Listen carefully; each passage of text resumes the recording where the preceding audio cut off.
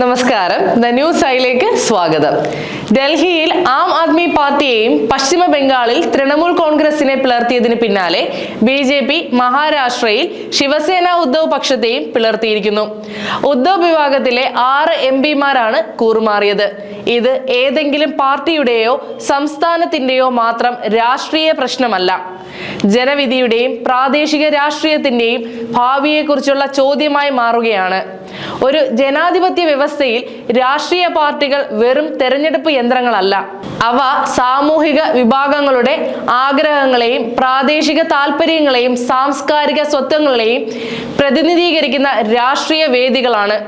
ഇന്ന് മഹാരാഷ്ട്രയിലും ബംഗാളിലും ഉയർന്ന ചോദ്യങ്ങൾ അതുകൊണ്ട് തന്നെ നാളെയുടെ ഇന്ത്യൻ ജനാധിപത്യത്തെക്കുറിച്ചുള്ള മുന്നറിയിപ്പുകളാണ്.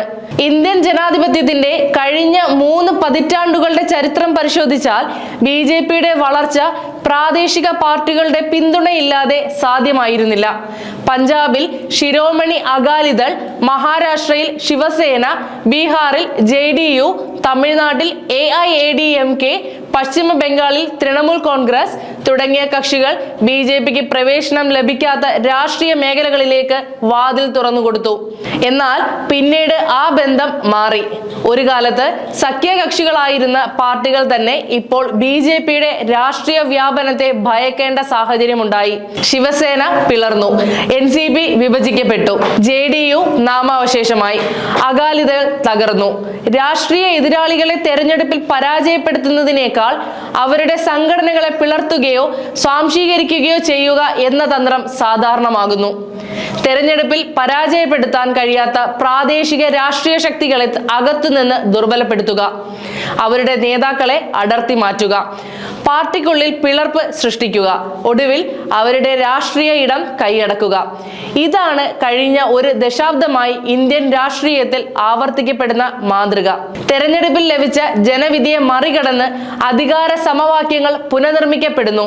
ഒരു കാലത്ത് ദേശീയ രാഷ്ട്രീയത്തിന്റെ നിർണായക ശക്തികളായിരുന്നു പ്രാദേശിക പാർട്ടികൾ. കേന്ദ്രത്തിൽ ആരാണ് അധികാരത്തിലെത്തേണ്ടതെന്ന് തീരുമാനിക്കുന്നതിൽ വരെ അവർക്ക് പങ്കുണ്ടായിരുന്നു. ഇന്ന് അവയിൽ പലതും സ്വന്തം സംസ്ഥാനങ്ങളിൽ പോലും പ്രതിരോധിച്ചു നിൽക്കേണ്ട നിലയിലേക്കാണ് തള്ളപ്പെട്ടിരിക്കുന്നത്.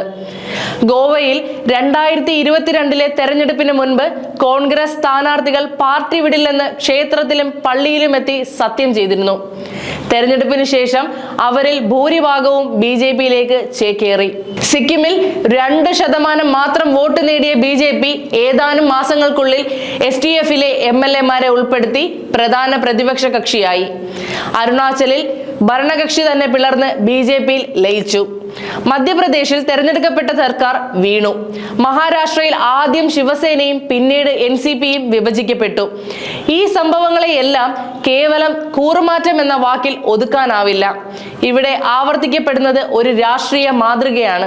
ആദ്യം സഖ്യകക്ഷിയാക്കുക, പിന്നീട് അവരുടെ സംഘടനാ ശക്തിയിലും സാമൂഹിക അടിത്തറയിലും കടന്നുകയറുക, ആവശ്യമെങ്കിൽ പാർട്ടിക്കുള്ളിൽ പിളർപ്പ് സൃഷ്ടിക്കുക, ഒടുവിൽ ആ പാർട്ടിയുടെ രാഷ്ട്രീയ സ്വാധീനം സ്വന്തം വളർച്ചയ്ക്കായി ഉപയോഗിക്കുക.